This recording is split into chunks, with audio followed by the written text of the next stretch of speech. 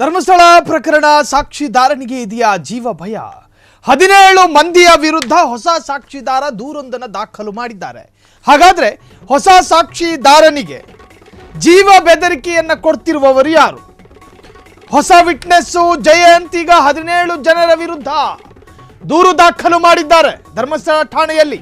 ಅನಾಮಿಕರು ನನ್ನನ್ನು ಹಿಂಬಾಲಿಸಿಕೊಂಡು ಬರ್ತಿದ್ದಾರೆ, ನನಗೆ ಭಯ ಆಗ್ತಾ ಇದೆ, ನನ್ನ ಎಡಗಡೆ ಬಲಗಡೆ ಎಲ್ಲರೂ ಇರ್ತಾರೆ, ನನ್ನನ್ನು ಭಯಪಡಿಸ್ತಾರೆ, ಸಾಕ್ಷಿದಾರನಾಗಿ ಗುರುತಿಸಿಕೊಂಡ ಬೆನ್ನಲ್ಲೇ ನನಗೆ ಜೀವ ಬೆದರಿಕೆ, ಸಾಕ್ಷಿದಾರ ಎಂಬ ಕಾರಣಕ್ಕೆ ನಾನು ಟಾರ್ಗೆಟ್ ಆಗ್ತಾ ಇದ್ದೇನೆ. ಇದರ ಹಿಂದೆ ವಸಂತ ಗಿಳಿಯಾರ್ ಪಾತ್ರದ ಶಂಕೆ ಇದೆ. ವಿಕಾಸ್ ಶಾಸ್ತ್ರಿ ಸೇರಿ 17 ಜನರ ವಿರುದ್ಧ ತನಿಖೆ ನಡೆಸಿ ಧರ್ಮಸ್ಥಳ ಠಾಣೆಯಲ್ಲಿ ಸಾಕ್ಷಿದಾರ ಜಯಂತ್ ದೂರು ದಾಖಲು ಮಾಡಿದ್ದಾರೆ.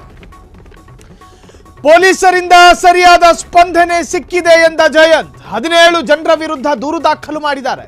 ಧರ್ಮಸ್ಥಳ ಕೇಸ್ ಸಾಕ್ಷಿದಾರನಿಗೆ ಇದೆಯಾ ಜೀವ ಭಯ? ಥ್ರೆಟ್ ಮಾಡೋದು, ಜೀವ ಬೆದರಿಕೆಯನ್ನ ಹಾಕೋದು, ಇದನ್ನು ಏನಂತ ಕರೀತಾರೆ?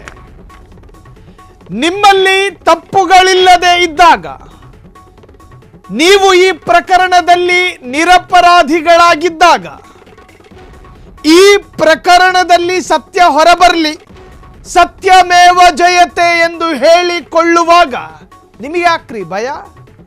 ನೀವ್ಯಾಕೆ ಅವ್ರ ಹಿಂದೆ ಹೋಗಬೇಕು?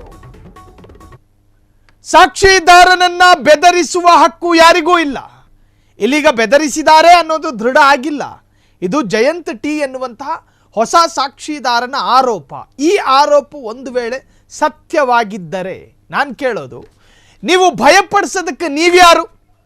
ಪ್ರಜಾಪ್ರಭುತ್ವ ವ್ಯವಸ್ಥೆಯಲ್ಲಿ ಸಾಕ್ಷಿ ಹೇಳೋದಕ್ಕೆ ಆತನಿಗೆ ಹಕ್ಕಿದೆ, ಅದರ ವಿರುದ್ಧ ಹೋರಾಡೋದಕ್ಕೂ ನಿಮಗೆ ಹಕ್ಕಿದೆ.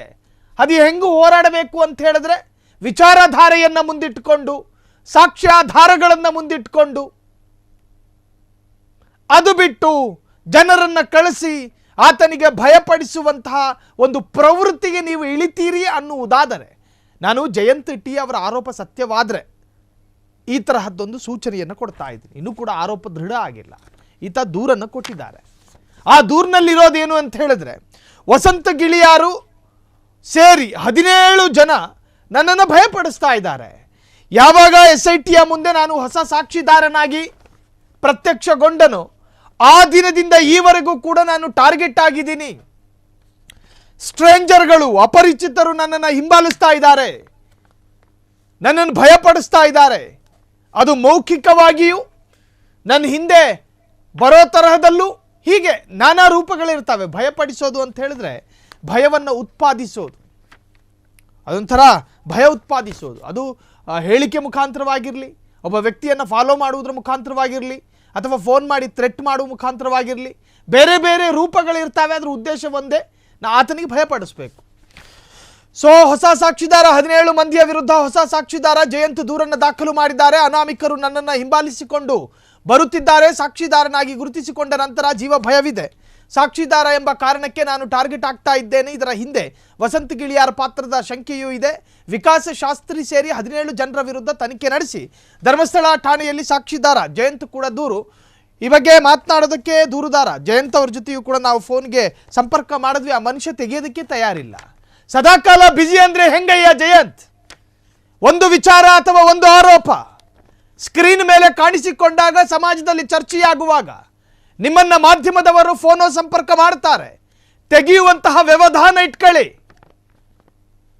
ಪ್ರತಿಕ್ರಿಯೆ ಕೊಡಬಹುದಾದಂಥ ಗುಣಗಳನ್ನು ಬೆಳೆಸ್ಕೊಳ್ಳಿ. ನಿಮ್ಮ ವಿರುದ್ಧ ಅಥವಾ ನಿಮ್ಮ ಪರ ಒಂದು ಆರೋಪ ಕೇಳಿ ಬಂದಾಗ ಜನರಲ್ಲೂ ಮತ್ತು ಸಮಾಜದಲ್ಲೂ ಒಂದು ಕ್ಲಾರಿಟಿ ಹುಟ್ಟುಹಾಕಬೇಕು ಅನ್ನೋ ಕಾರಣಕ್ಕೆ ನಾವು ವರದಿ ಮಾಡ್ತೀವಿ. ಫೋನ್ ಸಂಪರ್ಕಿಸೋದಕ್ಕೆ ಪ್ರಯತ್ನ ಪಟ್ಟರೂ ಕೂಡ ಸಾಧ್ಯ ಆಗಲ್ಲ. ಯಾಕೆ? 1-2 ನಿಮಿಷ ನಮ್ಮ ಜೊತೆ ಮಾತನಾಡುವಂತಹ ಸಮಯ ಕೂಡ ಇರೋದಿಲ್ವ ನಿಮಗೆ? ಇದು ಇಲ್ಲಿ ಕೂತ್ಕೊಂಡೆ ನಾನು ಸೂಚನೆ ಕೊಡ್ತಾ ಇದ್ದೀನಿ ಜಯಂತ್ ಅವ್ರ ಜೊತೆ. ಒಂದು ವಿಚಾರ ಸಮಾಜದಲ್ಲಿ ಚರ್ಚೆ ಆಗುವಾಗ ಅದಕ್ಕೊಂದು ಕ್ಲಾರಿಟಿ ಬೇಕು. ನಿಮ್ಮ ಪ್ರತಿಕ್ರಿಯೆಗೋಸ್ಕರ ನಾವು ಟ್ರೈ ಮಾಡ್ತೀವಿ. ಫೋನ್ ರಿಸೀವ್ ಮಾಡಿ ಮಾತನಾಡುವ ವ್ಯವಧಾನವನ್ನು ಇಟ್ಕೊಳ್ಳಿ ಜಯಂತ್ ಟಿ ಅವರೇ. ಇದು ಧರ್ಮಸ್ಥಳ ಪ್ರಕರಣಕ್ಕೆ ಸಂಬಂಧಪಟ್ಟ ಹಾಗೆ ಈಗ ಆಗ್ತಾ ಇರತಕ್ಕಂತಹ ಡೆವಲಪ್ಮೆಂಟ್. ಇವತ್ತು ಕೂಡ ಅಲ್ಲಿ ಶೋಧ ಕಾರ್ಯ ನಡೀತಾ ಇದೆ. ಅದರಲ್ಲೂ ವಿಶೇಷವಾಗಿ ಈ ಹಿಂದಿನ ಬುಲೆಟಿನ್ನಲ್ಲಿ ವಿಸ್ತೃತವಾಗಿ ಹೇಳಿದ್ವಿ, GPR ಪ್ರಯೋಗವೂ ಕೂಡ ನಡೆಯೋ ಸಾಧ್ಯತೆಗಳಿದ್ದಾವೆ ಅಂತ. ಸೊ ಈಗ ಬರ್ತಿರ್ತಕ್ಕಂಥ ಅಪ್ಡೇಟ್ಸ್ಗಳ ಪ್ರಕಾರ ಜಯಂತ್ ಟಿ ಅವರು ವಸಂತ್ ಗಿಳಿಯಾರ್ ಸೇರಿ 17 ಮಂದಿಯ ವಿರುದ್ಧ ದೂರು ದಾಖಲು ಮಾಡಿದ್ದಾರೆ ಅನ್ನೋ ಮಾಹಿತಿ ಲಭ್ಯವಾಗ್ತಾ ಇದೆ. ಕ್ಷಣ ಕ್ಷಣದ ಸುದ್ದಿಗಳಿಗಾಗಿ ಫ್ರೀಡಂ ಟಿವಿ ಸಬ್ಸ್ಕ್ರೈಬ್ ಮಾಡಿ, ಲೈಕ್ ಮಾಡಿ ಹಾಗೂ ಫಾಲೋ ಮಾಡಿ. ಹೊಸ ಸುದ್ದಿಗಳ ನೋಟಿಫಿಕೇಶನ್ಗಾಗಿ ಬೆಲ್ ಐಕಾನ್ ಮೇಲೆ ಕ್ಲಿಕ್ ಮಾಡಿ.